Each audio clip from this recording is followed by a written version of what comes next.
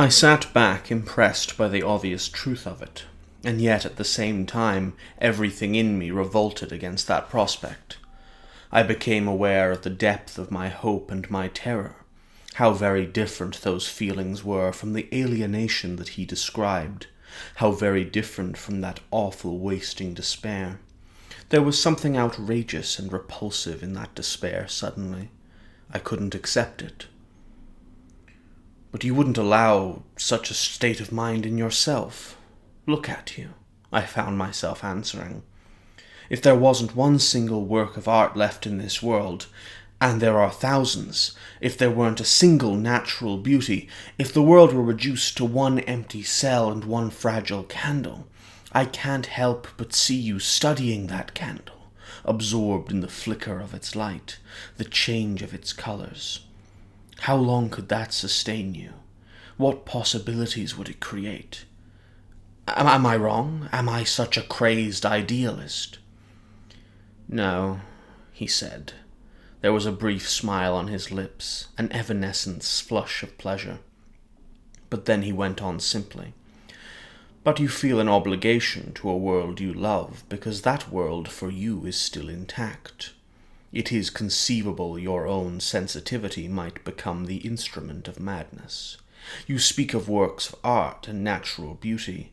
I wish I had the artist's power to bring alive for you the Venice of the 15th century, my master's palace there, the love I felt for him when I was a mortal boy, and the love he felt for me when he made me a vampire. Oh, if I could make those times come alive for either you or me, for only an instant.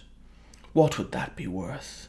And what a sadness it is to me that time doesn't dim the memory of that period, that it becomes all the richer and more magical in light of the world I see today. Love? I asked. There was love between you and the vampire who made you. I leaned forward. Yes, he said. A love so strong he couldn't allow me to grow old and die. A love that waited patiently until I was strong enough to be born to darkness. Do you mean to tell me there was no bond of love between you and the vampire who made you? None, I said quickly. I couldn't repress a bitter smile. He studied me. Why then did he give you these powers? He asked. I sat back. You see these powers as a gift, I said. Of course you do. Forgive me, but it amazes me, how in your complexity you are so profoundly simple. I laughed. Should I be insulted? He smiled, and his whole manner only confirmed me in what I'd just said. He seemed so innocent. I was only beginning to understand him. No, not by me, I said, my pulse quickening as I looked at him. You're everything I dreamed of when I became a vampire. You see these powers as a gift. I repeated it. But tell me, do you feel love for this vampire who gave you... But tell me, do you now feel love for this vampire who gave you eternal life? Do you feel this now? He appeared to be thinking, and then he said slowly, Why does this matter? But went on. I don't think I've been fortunate in feeling love for many people, or many things. But yes, I love him. Perhaps I do not love him as you mean. It seems you confuse me, rather effortlessly. You are a mystery. I do not need him, the vampire, anymore. I was gifted with eternal life, with heightened perception and with the need to kill, I quickly explained. Because the vampire who made me wanted the house I owned and my money. Do you understand such a thing? I asked. But there is so much else... Sorry. Okay, yeah, that's Louis continuing to talk. But there is so much else behind what I say. It makes itself known to me so slowly, so incompletely. You see, it's as if you've cracked a door for me, and light is streaming from that door, and I'm yearning to get to it, to push it back, to enter the region you say exists beyond it, when in fact I don't believe it. The vampire who made me was everything that I truly believed evil to be. He was as dismal, as literal, as barren, as inevitably eternally disappointing as I believed evil had to be. I know that now. But you are something totally beyond that conception. Open the door for me. Push it back all the way. Tell me about this palace in Venice, this love affair with damnation. I want to understand it. You trick yourself. The palace means nothing to you, he said. The doorway you see leads to me now, to your coming to live with me as I am. I am evil with infinite gradations, and without guilt. Yes, exactly, I murmured. And this makes you unhappy, he said. You who come to me in my cell. You who came to me in my cell and said there was only one sin left, the willful taking of an innocent human life. Yes, I said. How you must have been laughing at me. I never laughed at you, he said. I cannot afford to laugh at you. It is through you that I can save myself from the despair which I have described to you as our death. It is through you that I must make my link with this 19th century, and come to understand it in a way that will revitalize me, which I so desperately need. It is for you that I've been waiting at the Theatre des Vampires. If I knew a mortal of that sensitivity, that pain, that focus, I would make him a vampire in an instant. But such can rarely be done. No, I've had to wait and watch for you. And now I'll fight for you. Do you see how ruthless I am in love? Is this what you meant by love? Oh, but you'd be making a terrible mistake, I said, looking him in the eyes. His words were only slowly sinking in. Never had I felt my all-consuming frustration to be so clear. I could not conceivably satisfy him. I could not satisfy Claudia. I'd never been able to satisfy Lestat. And my own mortal brother, Paul, how dismally, mortally I had disappointed him. No, I must make contact with the age, he said to me calmly. And I can do this through you. Not to learn things from you, which I can see in a moment in an art gallery or read in an hour in the thickest books. You are the spirit. You are the heart, he persisted. No, I threw up my hands. I was on the point of a bitter, hysterical laughter. Don't you see? I'm not the spirit of an age. I'm at odds with everything and always have been. I have never belonged anywhere with anyone at any time. It was too painful, too perfectly true. But his face only brightened with an irresistible smile. He seemed on the verge of laughing at me, and then his shoulders began to move with this laughter. But Louis, he said softly, this is the very spirit of your age. Don't you see that? Everyone else feels as you feel. Your fall from grace and faith has been the fall of a century. I was so stunned by this that for a long time I sat there staring into the fire. It had all but consumed the wood and was a wasteland of smouldering ash, a grey and red landscape that would have collapsed at the touch of the poker. Yet it was very warm, and still gave off powerful light. I saw my life in complete perspective. And the vampires of the theatre? I asked softly. They reflect the age in cynicism which cannot comprehend the death of possibilities. Fatuous, sophisticated indulgence in the parody of the miraculous, decadence whose last refuge is self-ridicule, a mannered helplessness. You saw them, you've known them all your life. You reflect your age differently. You reflect its broken heart. This is unhappiness. Unhappiness you don't begin to understand. I don't doubt it. Tell me what you feel now. What makes you unhappy? Tell me why, for a period of 7 days, you haven't come to me, though you were burning to come. Tell me what holds you still to Claudia and the other woman. I shook my head. You don't know what you ask. You see, it was immensely difficult for me to perform the act of making Madeline into a vampire. I broke a promise to myself that I would never do this, that my own loneliness would never drive me to do it. I don't see our life as powers and gifts. I see it as a curse. I haven't the courage to die, but to make another vampire, to bring this suffering on another, and to condemn to death all those men and women whom the vampire must subsequently kill. I broke a grave promise, and in so doing, but if it's any consolation to you, surely you realize I had a hand in it. That I did it to be free of Claudia, to be free... Sorry, what? That I did... Okay, I think that was Armand, and now Louis talking again? Okay, yeah. That I did it to be free of Claudia, to be free to come to you. Yes, I realize that. But the ultimate responsibility lies with me, I said. No, I mean directly. I made you do it. I was near you the night you did it. I exerted my strongest power to persuade you to do it. Didn't you know this?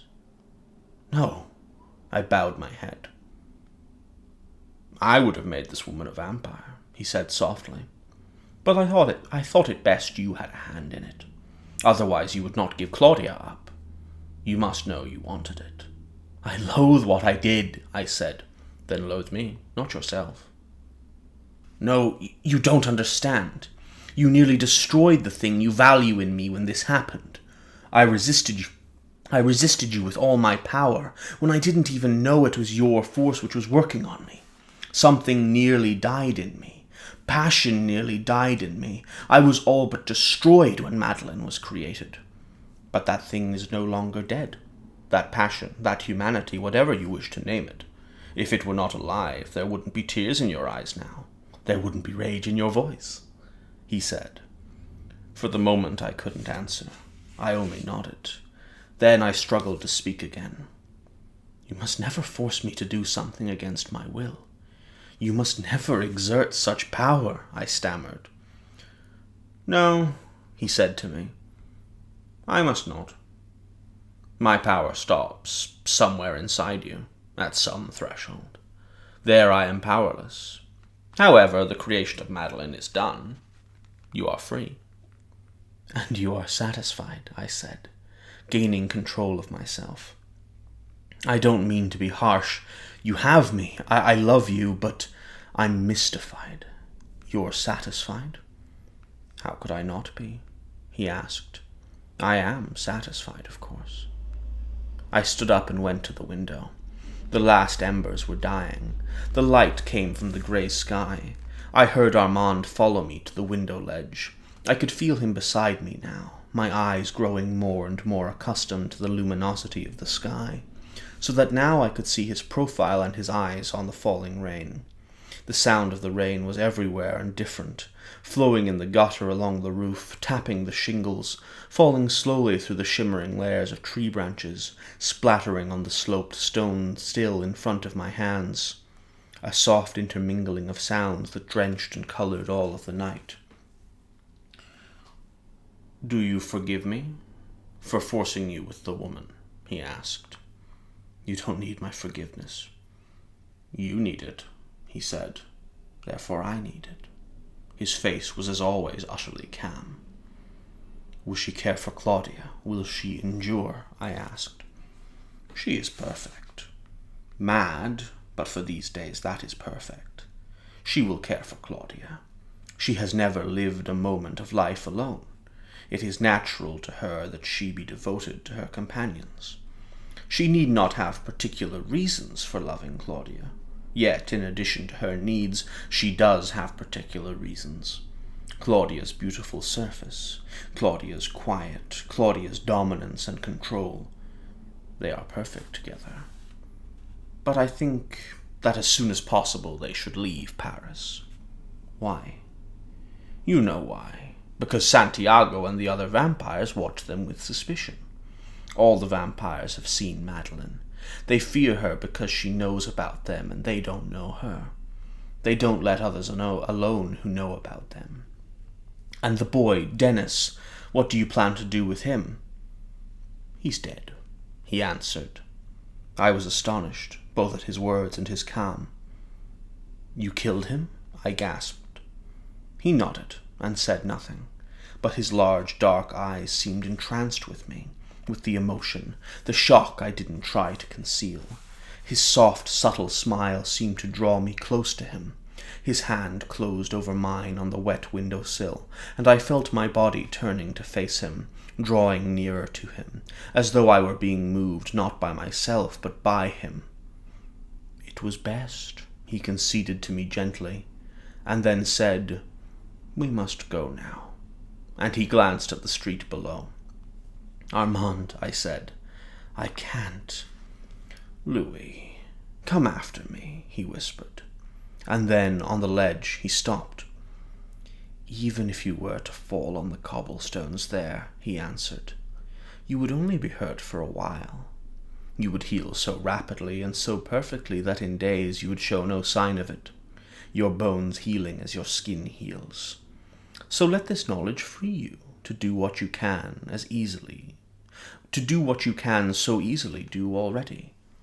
Climb down, now." "What can kill me?" I asked. Again he stopped. "The destruction of your remains," he said. "Don't you know this? Fire, dismemberment, the heat of the sun, nothing else. You can be scarred, yes, but you are resilient. You are immortal." I was looking down through the quiet silver rain into darkness. Then a light flickered beneath the shifting tree limbs, and the pale beams of light made the street appear. Wet cobblestones, the iron hook of the carriage-house bell, the vines clinging to the tops of the wall. The huge black hulk of a carriage brushed the vines, and then the light grew weak. The street went from yellow to silver and vanished altogether, as if the dark trees had swallowed it up, or rather, as if it had all been subtracted from the dark. I felt dizzy. I felt the building move. Armand was seated on the window-sill looking down at me. "Louis, come with me tonight," he whispered suddenly with an urgent inflection. "No," I said gently. "It's too soon. I can't leave them yet." I watched him turn away and look at the dark sky. He appeared to sigh, but I didn't hear it. I felt his hand close on mine on the window-sill. "Very well," he said. "A little more time," I said, and he nodded and patted my hand as if to say it was all right. Then he swung his legs over and disappeared.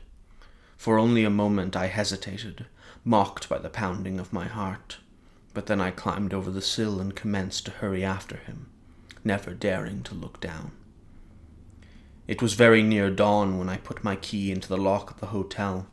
The gaslight flared along the walls, and Madeline, her needle and thread in her hands, had fallen asleep by the grate. Claudia stood still, looking at me from among the ferns at the window, in shadow. She had her hairbrush in her hands. Her hair was gleaming. I stood there absorbing some shock, as if all the sensual pleasures and confusions of these rooms were passing over me like waves, and my body were being... as if all the sensual pleasures and confusions of these rooms were passing over me like waves, and my body were being permeated with these things. Okay, that's a very strange sentence. So different from the spell of Armand and the tower room where we'd been. There was something comforting here, and it was disturbing. I was looking for my chair. I was sitting in it with my hands on my temples, and then I felt Claudia near me, and I felt her lips against my forehead. "You've been with Armand," she said. "You want to go with him." I looked up at her. How soft and beautiful her face was, and suddenly so much mine. I felt no compunction in yielding to my urge to touch her cheeks, to lightly touch her eyelids. Familiarities, liberties I hadn't taken with her since the night of our quarrel. "I'll see you again. Not here. In other places. Always I'll know where you are," I said. She put her arms around my neck. She held me tight, and I closed my eyes and buried my face in her hair. I was covering her neck with my kisses. I had hold of her round, firm little arms. I was kissing them, kissing the soft indentations of the flesh in the crooks of her arms, her wrists, her open palms. I felt her fingers stroking my hair, my face. "Whatever you wish," she vowed. "Whatever you wish." "Are you happy? Do you have what you want?" I begged her. "Yes, Louis." She held me against her dress, her fingers clasping the back of my neck. "I have all that I want. But do you truly know what you want?" She was lifting my face so that I had to look into her eyes. "It's you I fear for, you who might be making a mistake. Why don't you leave Paris with us?" she said suddenly. "We have the world. Come with us." "No," I drew back from her. "You want it to be as it was with Lestat. It can't be that way, ever. It won't be." "It will be something new and different with Madeleine." "I don't ask for that again. It was I who put an end to that," she said. "But do you truly understand what you are choosing in Armand?" I turned away from her. Sorry, that was a very strange voice I gave Claudia there. But that's Claudia. I turned away from her. There was something stubborn and mysterious in her dislike of him, in her failure to understand him. She would say again that he wished her death, which I did not believe. She didn't realize what I realized. He would not want her death, because I didn't want it. But how could I explain this to her without sounding pompous and blind in my love of him? "It's meant to be. It's almost that sort of direction," I said, as if it were just coming clear to me under the pressure of her doubts. "He alone can give me the strength to be what I am. I can't continue to live divided and consumed with misery. Either I go with him or I die," I said.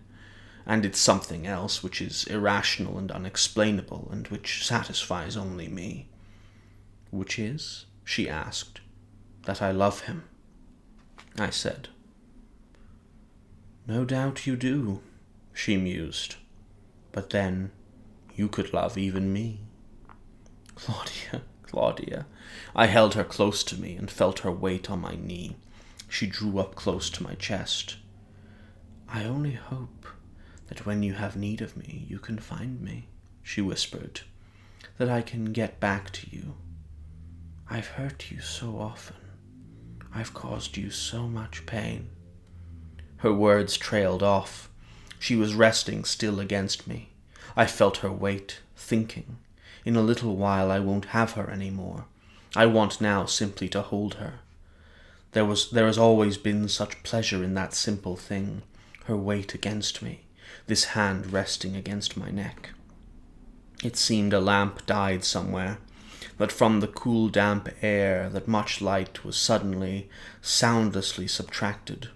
I was sitting on the verge of dream.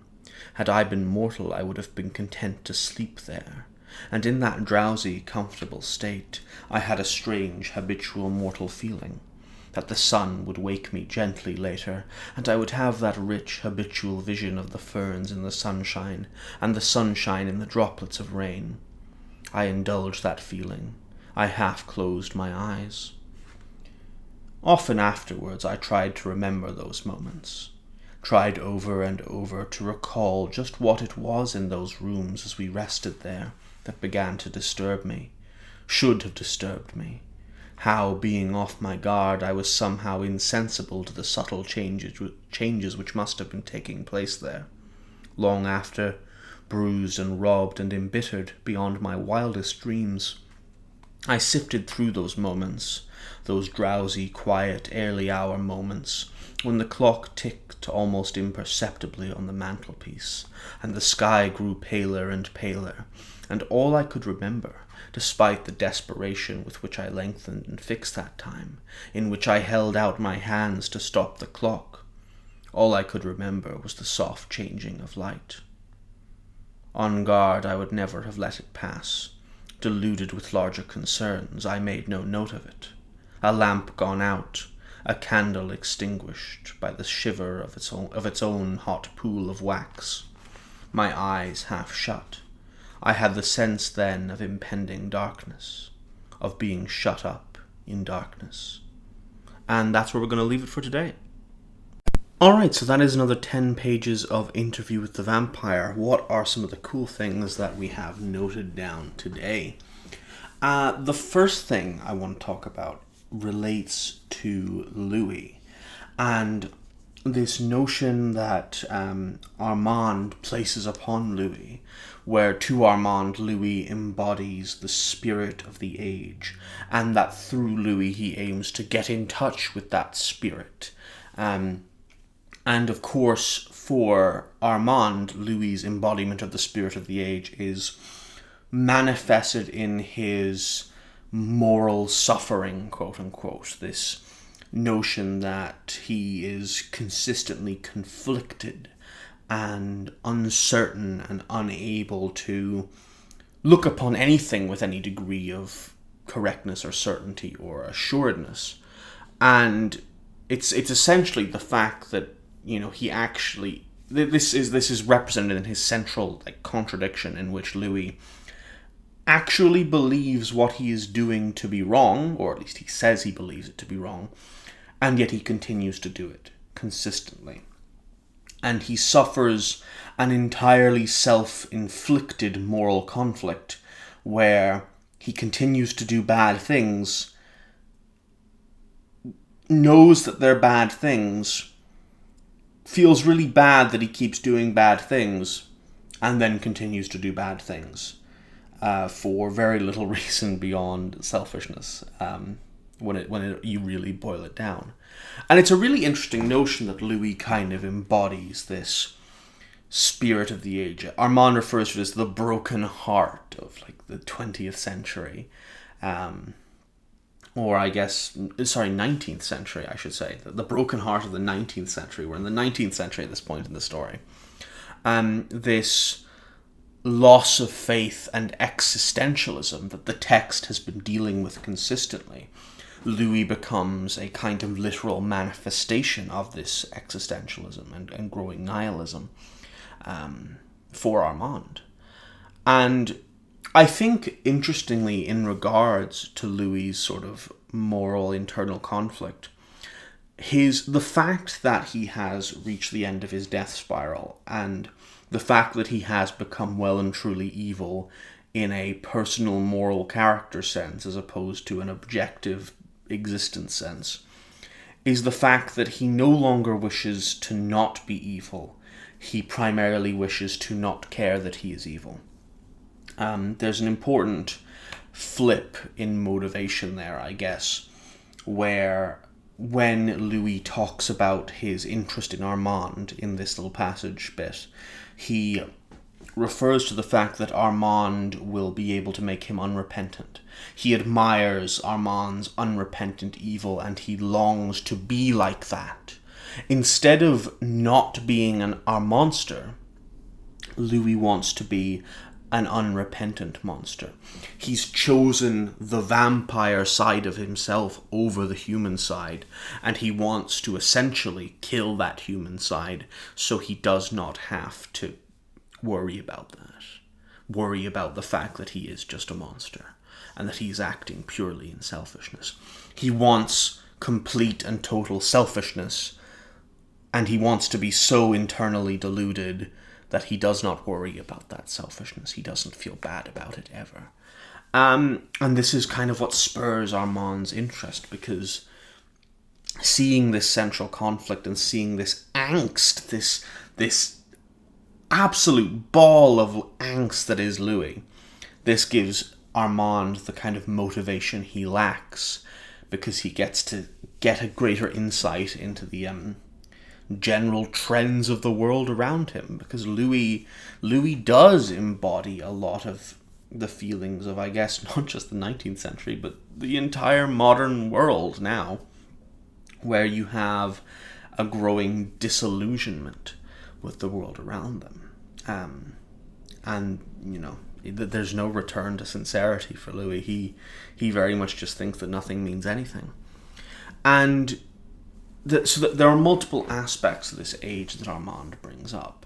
The vampires in the theatre embody the age in their cynicism, which I think is really interesting. They are the perhaps crueler, less caring side of the age, the kind of depressed and cynical side, whereas Louis represents this broken heart. It's still depressed, but a more disappointed side. Where they would get cruel, he would just get disappointed and sad, I suppose. And it's very fitting then that this broken heart of Louis is self-inflicted, because the world is meaningless, I think, and obviously it's creating some serious problems for him when he's coming to terms with it. But he never fully accepts that he can then create his own meaning, and so he kind of traps himself in this cycle of existentialism with no proper escape route, no meaning that he can ascribe beyond clinging desperately onto other people in an obsessive and possessive or abusive manner. So that's a note on Louis and this kind of spirit of the age that's going on with him. Some more stuff on Armand, which I think is interesting. And a note about Armand's creation, Armand being turned into a vampire.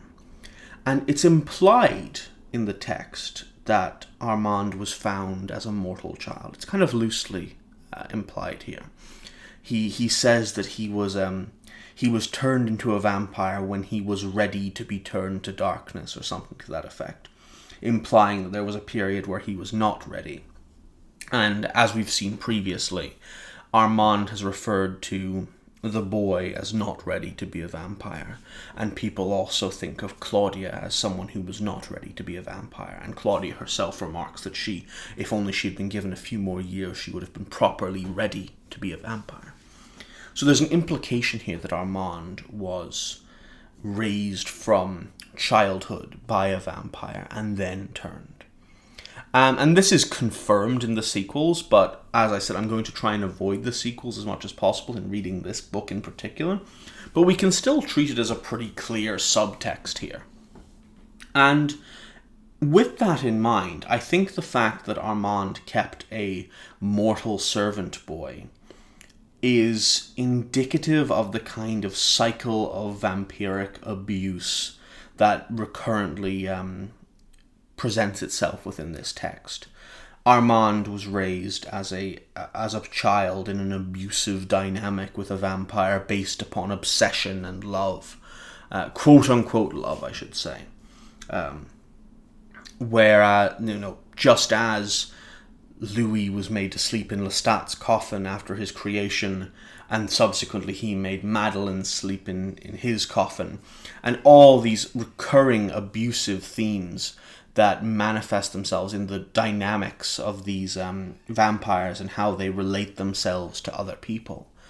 And so I think that's fairly interesting in that regard. And it shows again how passing and uncaring and callous and horrible these vampires are when Armand refers to the mortal child, and he tells Louis that he's killed the mortal child, and he just says it was for the best, had to do it, doesn't really matter that much. We'll see how that bit develops, but it shows that Armand really doesn't give a shit about people at all. Armand is horrible. He's the most brazen-faced kind of psychopathic narcissist.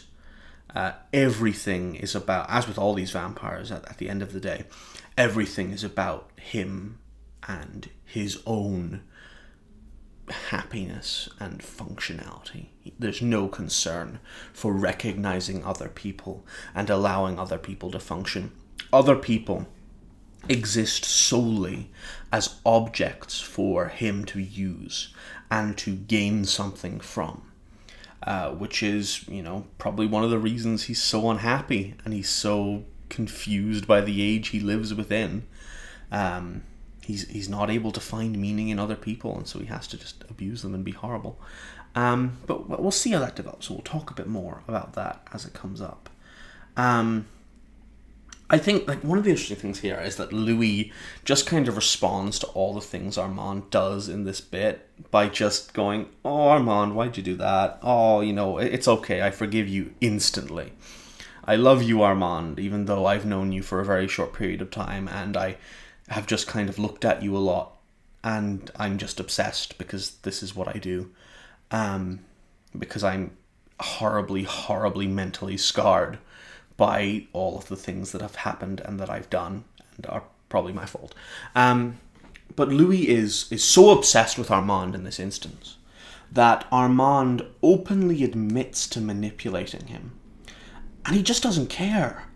Like, when Armand tells Louis that he actively made him turn Madeleine into a vampire, that he actively stood off to the side and manipulated his mind so that he would do it, Louis just kind of limply asks him not to do that. And Armand says he won't, but he kind of just waves it away, and he doesn't really acknowledge that his action was bad. He goes like, "Oh yeah, if you don't want me to, I guess I won't. But I mean, it's done now, so you should be grateful. You're free from Claudia." And what Armand is doing here, really, is he's making it very clear to us and very clear to Louis, though Louis doesn't understand this, but it's happening to him. He's making it very clear that he is in control. Armand is going to decide what is best for Louis and what Louis will do.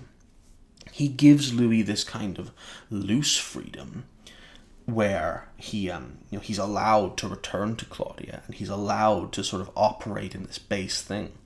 But at the end of the day, Armand has decided what Louis is going to do. He has decided that he is going to have and possess Louis. And even though he gives him this vague freedom, it isn't real, and ultimately Armand will just take him through more subtle means.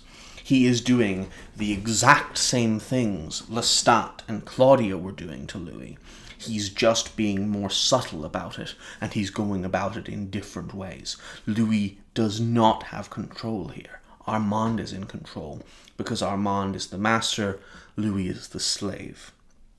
And we'll see how that develops, and we'll see how much Armand keeps his promise to not interfere. Because Armand is, of course, a great guy who would never tell lies, and is not a horrible, horrible monster. Sorry, I have a low opinion of Armand. I think Armand's a nasty boy, but I also think all the vampires in this text are nasty, so, what can you do? Anyway, that's another little section of Interview with the Vampire. I hope you enjoyed it today. Analysis a bit scattered today, sorry about that, but I hope there was something good in there for you. And I'll be back again tomorrow, so I'll see you then.